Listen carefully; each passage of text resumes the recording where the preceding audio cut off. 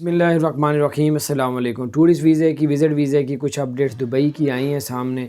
अगर तो आपकी 45 साल से उम्र 50 साल से उम्र ज़्यादा है, आप सिंगल अप्लाई करेंगे आपको वीज़ा लग जाएगा, 90% तकरीबन चांस लग जाएगा। और अगर आप लोग अपने बीवी बच्चों के साथ अप्लाई करेंगे तब भी आपका वीज़ा लगने के 90% चांस हैं।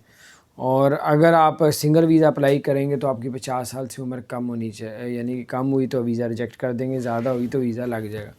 तो ये कुछ अपडेट्स थी मैंने कहा आपके साथ शेयर करूं ताकि आप बड़े नुकसान से बच सकें। अल्लाह ताला खैर करे। अगर आपने हमारे चैनल को सब्सक्राइब नहीं किया, सब्सक्राइब कर दें, बेल आइकन प्रेस कर दें ताकि नई सी अपडेट्स आप तक पहुंचती रहे। अल्लाह ताला आप सबको और हम सबको हर तरह की मुसीबतों से आफतों से बचा के रखें।